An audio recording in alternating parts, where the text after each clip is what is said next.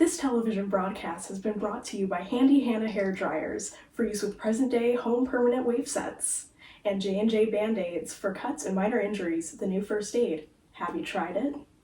Good evening. You've tuned into a televised news broadcast from out and about today and this past decade. We're closing out the roaring 20s with a lot of hotsy-totsy and memorable events. But first, let's start with the weather. Vera, why don't you tell these listeners and viewers about it? Courtesy of the University of Wisconsin, we have received a radio-telephone broadcast of the weather forecast, a first for this medium of weather telling. Throughout the month of November, Wisconsin's average temperature has been around 30 degrees Fahrenheit. For those of you who are not near any of those regions, expect an average of those combined numbers. Specific weather conditions will be reported to your local newspaper.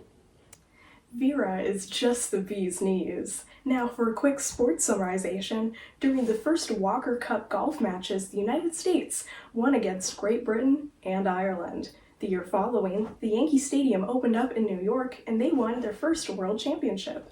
The first Winter Olympic Games were held in France.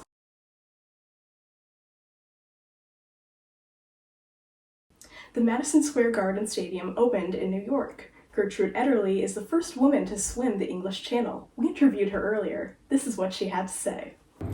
People said women couldn't swim the Channel, but I proved they could. And this year, the NFL's Chicago Cardinals beat the Chicago Bears thanks to Ernie Nevers scoring all 40 points of a 40-6 victory. We interviewed him as well. He seems to be quite the darb. They call me Big Dog. I actually played basketball, baseball, and track as well as football. I got 6 touchdowns that game and I kicked us 4 extra points. I've coached quite a bit of football as well. Truly the cat's meow.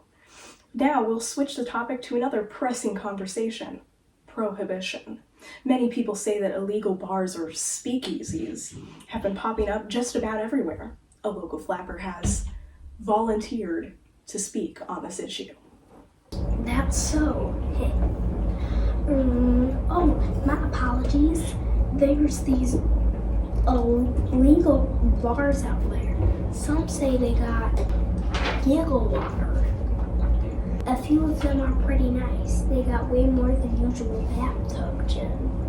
Hey, you're drunk! I did right! That didn't go as planned.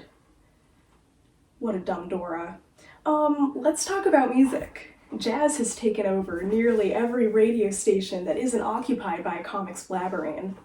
The original Dixieland jazz band's Levery's Stable Blues have been such a hit across the country, I don't think it'll ever leave my head. Louis Armstrong's recordings are berries and can be heard in every home around New Orleans and beyond. The Benson Orchestra of Chicago has been the music in every dance for at least half a decade now. And it's for a good reason. The Charleston, latest of the dance crazes, has left every flapper and cake eater following her's legs tired for days.